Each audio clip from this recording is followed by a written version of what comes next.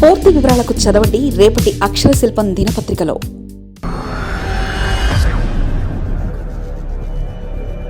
ఆంధ్రాలో ఆగని కౌలు రైతుల ఆత్మహత్యలు, అప్పుల ఊబిలో రైతులతో మాట్లాడుతున్న మానవ హక్కుల వేదిక. పట్టించుకొని కూటమి ప్రభుత్వం గ్రామీణ సంక్షోభం స్పష్టమవుతుందా?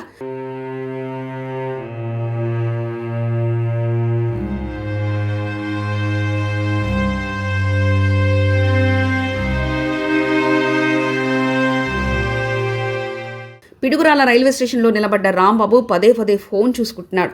గట్టిగా ఊదితే గాలికి ఎగిరిపోయేంత బక్కగా ఉన్నాడు.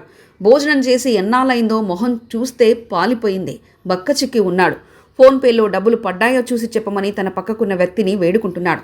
శ్రీకాకుళం జిల్లా పలాస దగ్గరలోని మారుమూల గ్రామం బాతుపురం నుంచి పని వెతుక్కుంటూ పిడుగురాల చేరినట్లు అపరిచిత వ్యక్తికి రాంబాబు చెప్పారు. వ్యవసాయం గిట్టుబాటు కాక మూలపడిన గ్రామీణ ప్రాంతాల్లోని నిరుపేద కూలీల్లో ఒకడు రాంబాబు. పిడుగురాలలో ఒక ఇనుపరాడ్లు అమ్మే కొట్లో పనికి చేరాడు.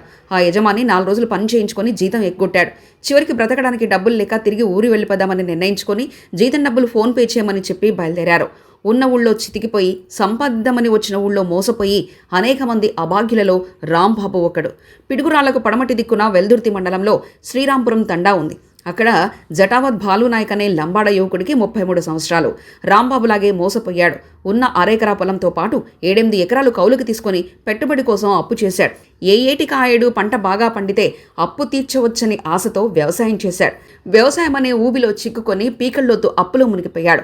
చివరికి అతనికి ఇంకో దారి లేదనిపించింది. పురుగుల మందు తాగి గత సంవత్సరం జనవరిలో ప్రాణాలు తీసుకున్నాడు. బాలు భార్య అంజలిబాయికి నిండా 25 ఉండవు. యవనంలో కాలు పెట్టిందో లేదో జీవితం చేజారిపోయింది. 2 చిన్నపిల్లలు, అప్పులు ఆమెను అన్ని వైపుల నుంచి మేఘలాగా కమ్మేశాయి. కూలికి పోతే కానీ గడవదు. మంచం కోళ్లకు చీరతో ఉయ్యాల కట్టి చిన్నపిల్లాన్ని అందులో వేసి ఇరుగు పొరుగుకు అప్పచెప్పి పనికి వెళ్లేది. ఒకవేళ కింద పడినా దెబ్బ తగలదని ఆమె ఆశ. కానీ వాడికి ముందు ఎన్ని దెబ్బలు తగలాలో ఎవరికి తెలుసు?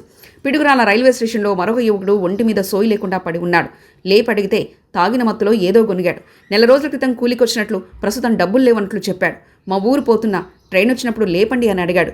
సంపాదించిందంతా తాగేశాడని అర్థమైంది. గ్రామాల నుంచి కూలి పనికి వలసపోతున్న యువకుల్లో చాలామంది పరిస్థితి దాదాపు ఇదేనేమో. నిజంగా చెప్పాలంటే దిక్కు తెలియని జీవితాలు.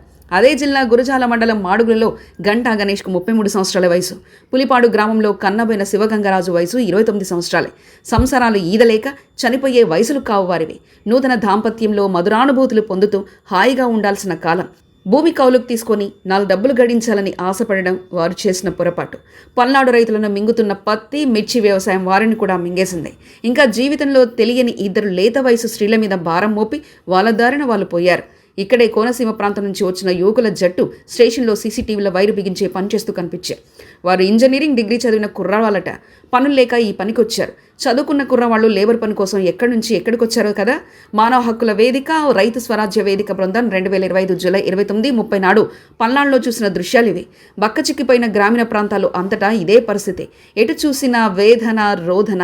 వ్యవసాయాలు పాడుబడ్డాయి. పని లేదు, ఆదాయం లేదు. ప్రభుత్వ విధానాలు వ్యవసాయంపై మొహం చాటేశాయి. విత్తనాలు, ఎరువులు, మందులు అన్ని కార్పొరేట్లు హస్తగతమయ్యాయి. కనీసం మద్దతు ధరలు లేవు.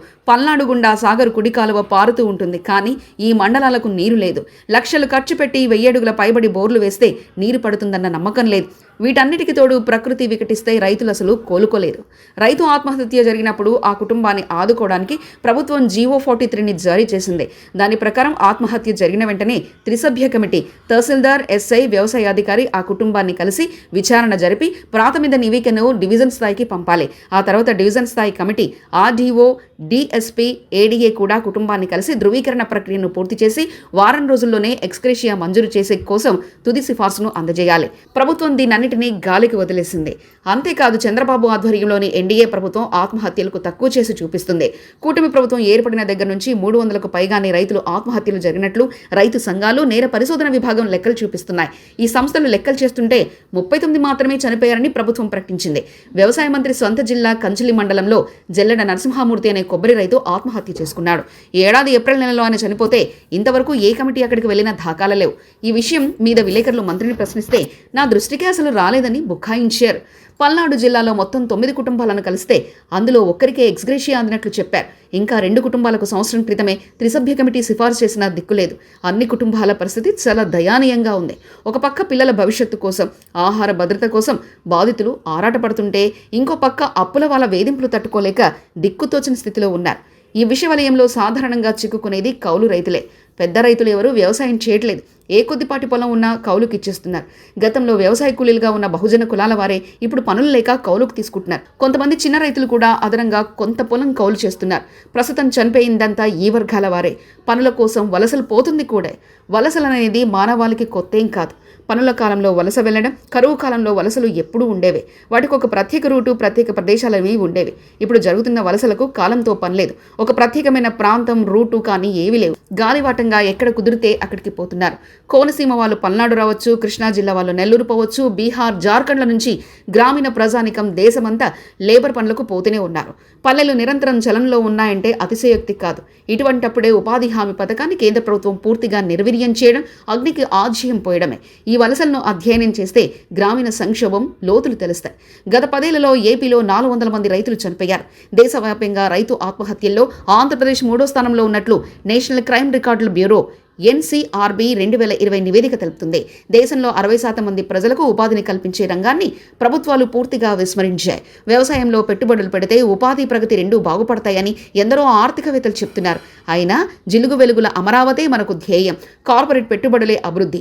ఈ భ్రమలు తొలగిపోనంత కాలం గ్రామాల వేదన కొనసాగుతూనే ఉంటుంది. చనిపోవడం, వలసపోవడం, మోసపోవడం, చితికిపోతూ బ్రతకడం తప్పదిక. మరిన్ని కథనాల కోసం సబ్స్క్రైబ్ చేసుకోండి మీ అక్షర శిల్పం. పూర్తి వివరాలకు చదవండి రేపటి అక్షర శిల్పం దినపత్రికలో.